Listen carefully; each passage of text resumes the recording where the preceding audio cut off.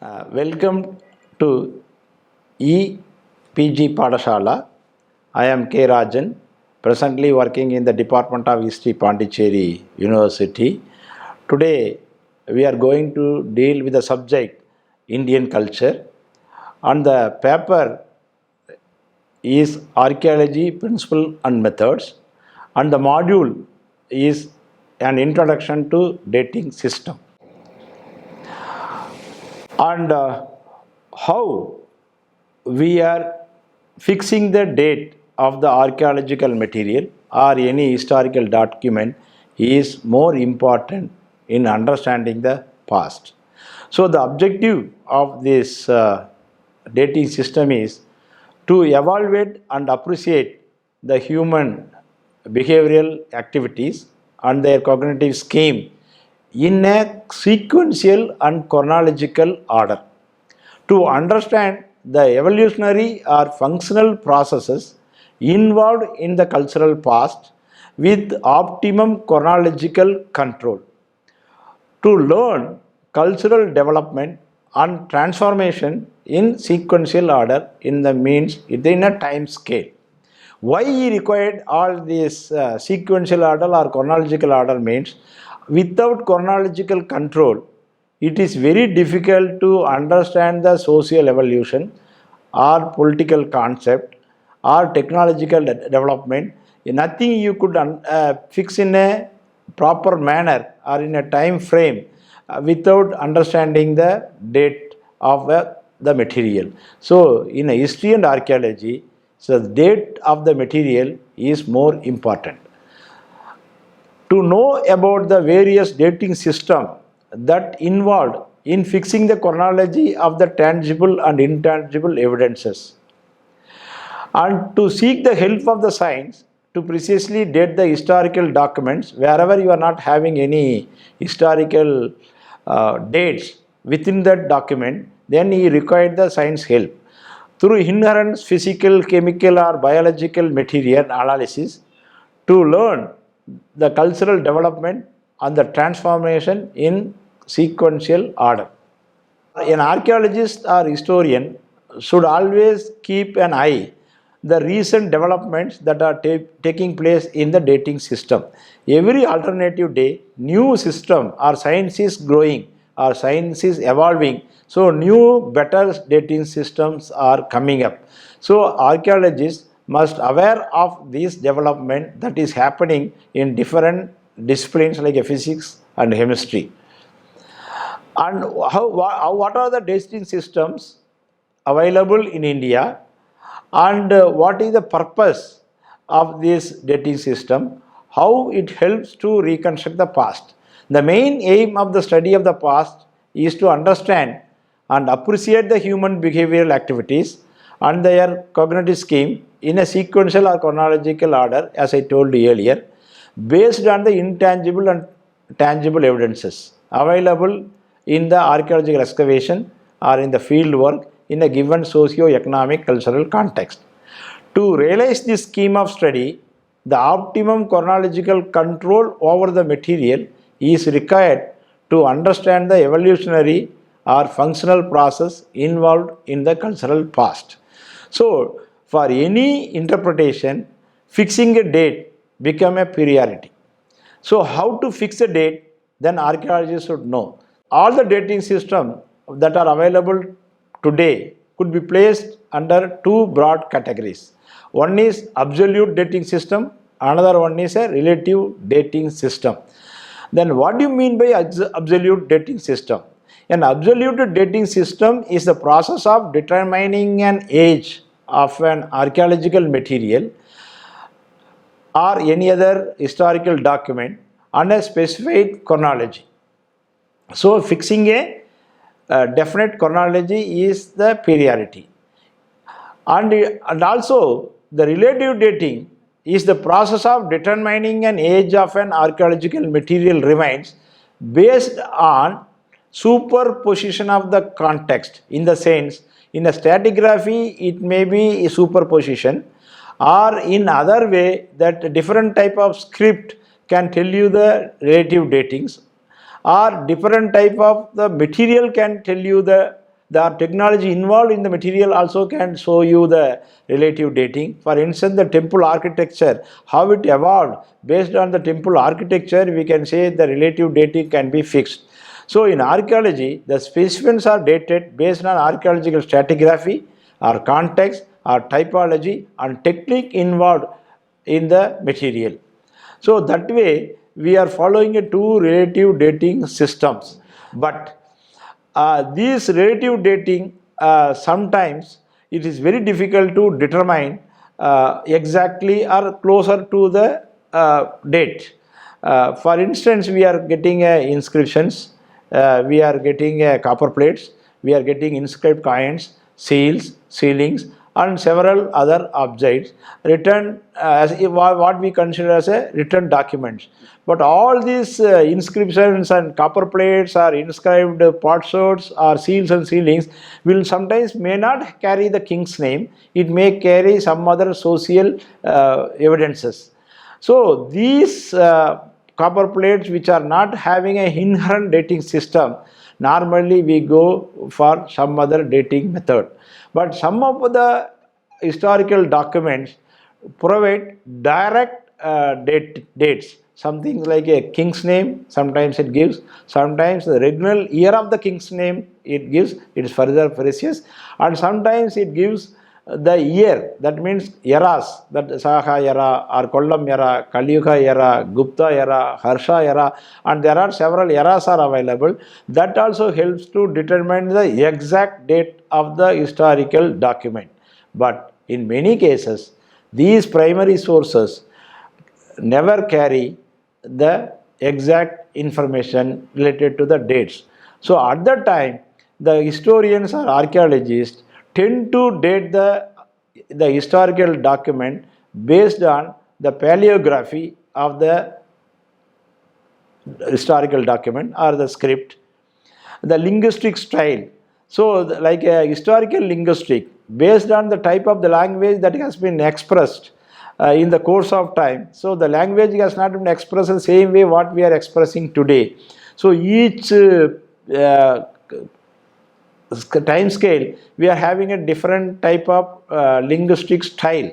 Even the same language, for instance, any language like a Kannada, Telugu, Tamil, or any other language, they have not expressed in the same way that what they are expressing today.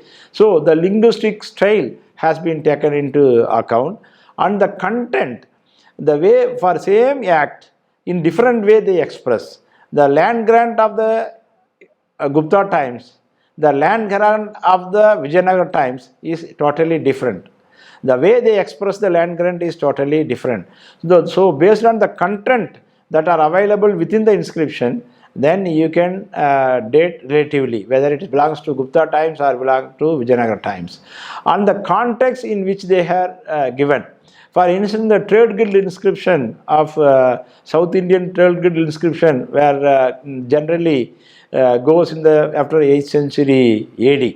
So that way, the context in which we are getting, like a memorial stones that we are getting, Sadi stones we are getting, so Navakhanda memorial stones we are getting. When we are getting these stones, that we are having this context where we are getting and when we are getting. Based on that also we can date the material. So that way we can date the archaeological material depends on the size, typology, and content and context. For instance, this is a Stone Age tools. So this is what we call lower Paleolithic tools, and we can say hand axes. Sometimes we are getting cleavers. So when you may not be knowing the what period it belongs, exact period it belongs, but on the typological ground, it is a heavy duty Stone Age tools. So it is belongs to lower Paleolithic times. And for instance, when you are getting these type of palm leaf, generally you know very well that palm leaf cannot survive more than 100 years. So when, but we are having all the ancient literary works written on the palm leaf, like a Rig Veda or Sangam literature or Ardha Sastra, several historical material, or you can say literary documents have written on palm leaves by from generation to generation. So every time they copy the material in a different leaf. So that way the date of the material written on the palm is one category, and the date of the leaf is another category. If you date the leaf through absolute dating, it gives very late date, even less than 100 years. But when you read the content of the palm leaf, then it may go to even 1000 years. So that way, how to date them based on the content is more important. For instance, there you can see the several period palm leaves are available. Though we are having a 5 or 6 bundle of palm leaves, but each palm leaves belongs to different period. But palm leaves are palm leaves that have been used only about 100 years ago. So, and besides, and we are having a inscribed potsherds. This inscribed potsherd can be dated. There are absolute date can be carried, and we can make relative dating also. How to give a date for this material is, first thing is, we may not be knowing what it has been written on that. So it has written as Andwan Adan in a Brahmi script. So based on the script that has survived in India between 5th century BC down to 2nd century AD. So this date of this potsherd will fall between 5th century BC to 2nd century AD. That is the relative dating you can give. Secondly, the language that has been used in the script or in this inscription or inscribed potsherd is either it is Prakrit or Tamil. So the language of Prakrit survived in India also can be determined, and based on that also you can date it as absolute date cannot be done, but you can take relative dating. And secondly, that the pottery is a rasa-coated painted ware. This rasa-coated painted ware, what popularly called Andhra ware, is found in a particular time scale. You can say that between 6th century BC to 1st century BC, this pottery was available in the archaeological context of South India. So based on that, we can say that this pottery belongs to that period. And beyond all, if you want an absolute date, then you can send it for archaeomagnetism or thermoluminescence dating. So once that date comes and you are based on the historical linguistic, based on the script, based on the ceramics, and based on the stratigraphical position in which you have collected this material in archaeological context, then you can connect both absolute dating and relative dating, and you can come to a conclusion. So that way we can fix the date of this ceramics. And for instance, if you take the seals and sealings, and you are having rings, so there are different scripts are used. There is same script and different times it has been used. This is our Brahmi script, and the first one on the left top corner is read as a Kuravan, and you are having an anthropomorphic figurine with a headless anthropomorphic figurine, and on the right side Veli Chamban is also written, and also Uban is written, and Tittan is written. So these are 4 archaeological material, but available on the surface. So it is very difficult unless you know the archaeological context, or what you say stratigraphical context. It is very difficult to date this material.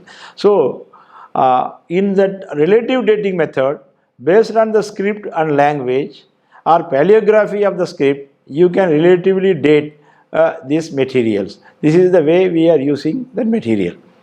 And secondly, when you see that when the coin is introduced, when the circular shape coins is introduced, when the figure on the coin is introduced, how the name is written, and what the script is used, and what type of language is used, what is the name of the king. That way you can give a absolute dating as well as relative dating also. So in this case, that Mark Kothai, the name of the king is given. So you can, based on already you are knowing the date of this man based on the literature, then actually you can give absolute dating to this king. If you are not knowing the name of the king, then you can go for relative dating. For instance, these two sculptures, even iconographical features, or what we can say iconographical study, helps to date give an approximate date to a sculptures. For these are Jain sculptures, and you could see that the style of these sculptures clearly shows that it belongs to after 10th century AD. So it maybe belongs to 10th or 11th century AD. So on stylistical ground, you can date it. So this is also one kind of relative dating. If any inscription is found on the base of this sculpture, that inscription may give absolute date. So based on that absolute date, then the sculptural style is determined. So that way it is a mutual between the absolute date and the relative date. Based on the absolute date, you can make the style, and the make the style, you can make the relative dating. So for instance, this is a temple belongs to which period, and this can also determine. There is a temple that are available, or temple architecture we are having from Chalukya's times or Pallava's times in South India, particularly the Hindu structural temples. So this temple architecture is evolved through the years. So that way, based on the temple architecture, you can give the relative dating, approximate date. This belongs to sometime 11th and 12th century AD. So if you are having an inscription on the walls of this temple, that give absolute date of these temples. So what there are, how to move about or how to get an absolute date, what are the subjects are available, or how many sister disciplines are helping in dating the archaeological material. It is a very interesting one. And in the recent years, that there are several development is taking place in the field of science. So that is giving enormous opportunities for archaeologists to date the material. For instance, this has been collected from an excavation at Shalvankuppam near Mahabalipuram, and it is telling that the Sabha, that means Brahmin assembly, and the Ur, that is a village assembly, what these agricultural people were having, the members in this assembly, received the amount to perform the festival of Kartikeya in the month of Kartikeya. The very interesting is that we don't have any temple nearby, and based on the inscription, you can able to locate that temple in that vicinity. So like that, Archaeological Survey of India have located that Kartikeya temple close to this inscription. Interestingly, this inscription provides the earliest occurrence of the name of the place, Mahabalipuram. So that way, when the Mahabalipuram is established, you can able to reconstruct the urban center. For instance, this is one type of memorial stone written in a particular script, what we call it is Vatteluttu script, and here it is the name of the king and the regnal year is given, and what purpose this memorial stone was raised. For cattle raid, the hero who died in the cattle raid, it has been raised. So you can get an absolute date out of this cultural material. And so besides this archaeological material or historical document which gives absolute date, and when you are not getting any absolute date in the archaeological material, then you have to go for the help of the science. So the science helps to reconstruct the past by providing a absolute date. Absolute dating techniques fall under four major categories or four major processes, namely what we call it as a radioactive process, and chemical process, and geological processes, and biological process. So the radioactive processes involves that what particularly the physics department involves this radiocarbon, and you are having potassium argon method, or uranium lead method, thorium lead method, fission track, thermoluminescence, and optically stimulated luminescence, what popularly called OSL dating, and you are having electron spin resonance, what we are called ESR dating. So, though we are having this much of dating, normally TL dating, archaeomagnetism, and potassium argon, and also radiocarbon, popularly the C14 dating is extensively used in archaeology. In the case of chemical process, we are having a amino acid racemization and obsidian hydration. These two methods are based on the chemical process. In the geological process, we are having archaeomagnetism. And if you take in a biological process, what we are having dendrochronology. So it is based on the botany. For instance, this is the amphora jars that are available in the Mediterranean world. What we call is Heinrich Deschel classification of Roman amphora. What he has done, he has collected all the amphora and based on the shape and size, he placed it in a chronological order. So these amphora is basically based on the shape and texture and providing an probable date for each shape could be cited as one of the finest example for the typological analysis. So based on the typology, you can date them. Much of the amphora jars were available in Indian Roman forts, Indo-Roman forts, it are available. So, though we are not knowing the date, absolute date of this site, but based on this amphora jar, on the typology base, you can fix the relative date. So, for instance, the Dressel classified, and he has given a number 1 to 27, and each type will be having a particular period. So, which type you are getting? For instance, if you are getting the type number 20, then you can clearly says that the site is belongs to 2nd or 3rd century AD. So, that way on typological ground, you can date the archaeological material. For instance, after excavating for a longer period, after collection of several archaeological material and ceramics parts, particularly parts from the Harappan sites, the archaeologists can able to now define which part belongs to which phase of cultural phase of Harappan period or Harappan civilization. For that bottom one, which are having the S-shaped jar or dish on stand, you can see the typology or the shape of the dish on stand. The dish on stand on the top is having a long stem, whereas the down one you are having a short stem. So based on this typology, you can able to define that whether it belongs to the early cultural phase or the late cultural phase. And in the case of absolute date, as I told you, the radiocarbon or potassium argon or uranium series or fission track or thermoluminescence or the OSL or ESR or tree ring, these provide a exact date, or you can say that the absolute date it gives. And regarding to the relative datings, we are having different types.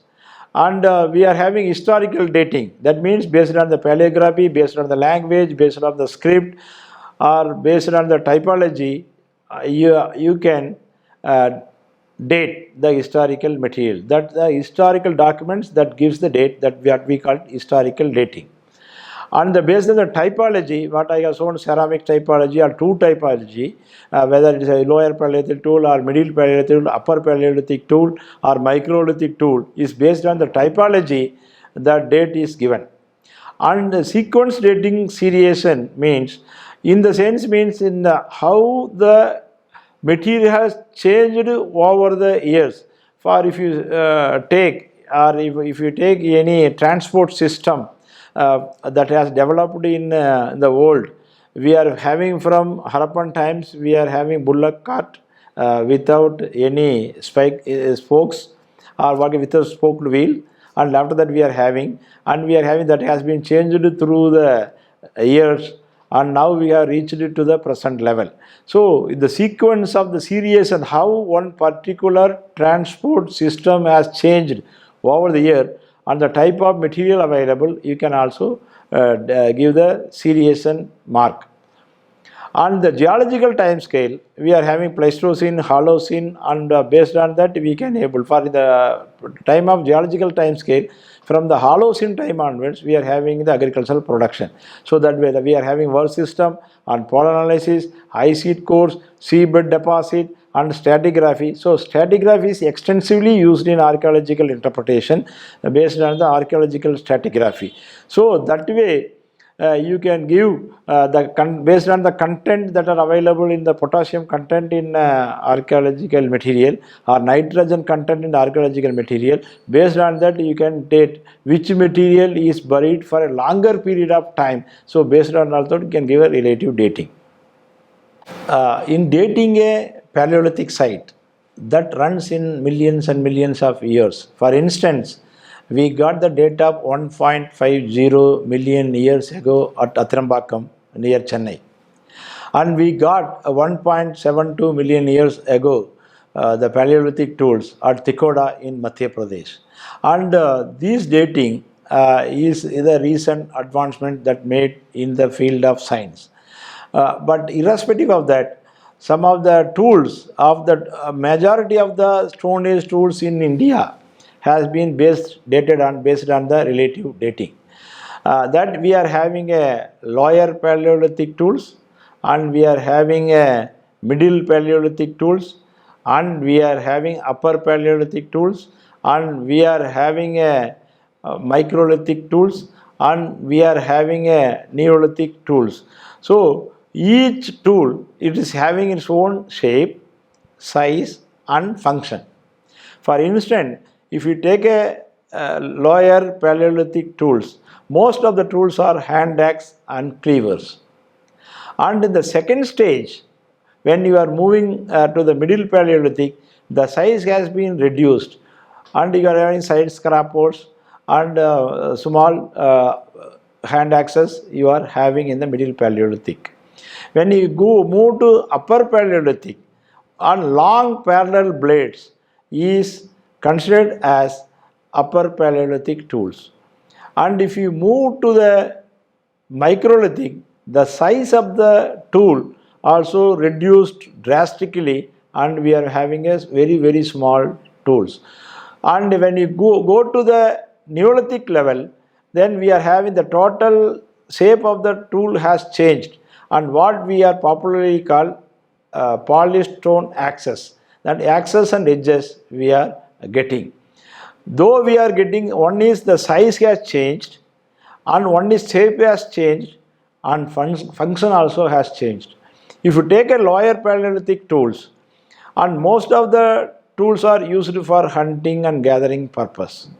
And if you come to the microlithic level, what we are getting are tiny tools.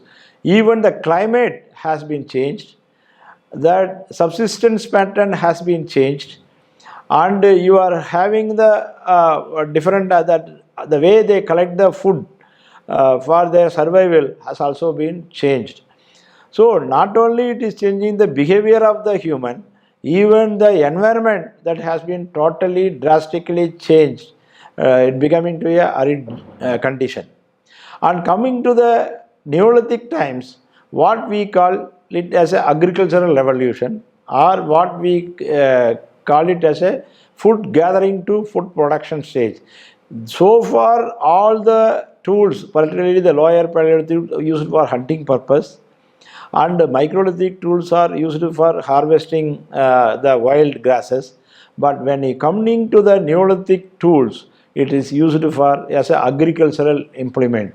So it clearly shows that agricultural production started from the period of Neolithic times around 6000 BCE in India.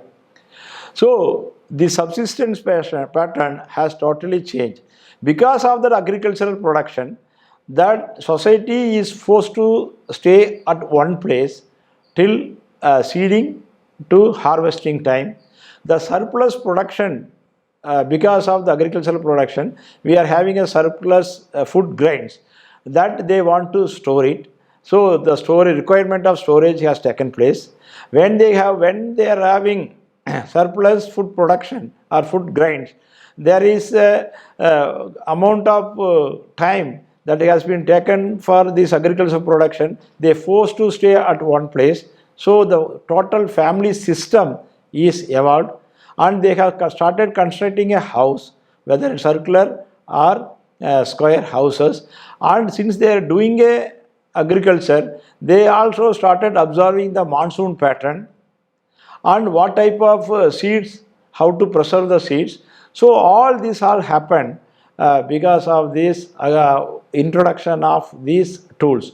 So one form, function, and the social process that all had taken place. With the regarding to this palm leaf, as you told, this is one of the important historical document in majority of the language.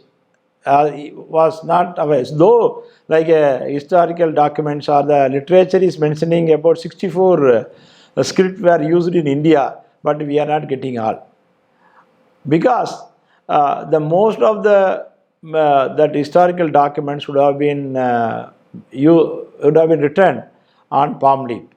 So this is one of the biggest problem which we are facing in historical studies. Irrespective of this absolute dating or relative dating, your interpretation is more important. That means the scientist who is giving a date is absolute. For instance, if there is a construction in the house where is used wooden objects, the tree ring analysis, if you take a center part, will give one date, and the peripheral part will give another date, and in which part of the wood is used for the reconstruct of the temple or reconstruct of the house, we should be very careful. So irrespective of absolute date also, the archaeologist should know the context of the material. So that way, there are two dating system, broader dating systems are available in archaeological interpretation. One is absolute dating, one is relative dating. So these two dates are necessary to give a proper meaning to the archaeological material or to the historical document. Thank you.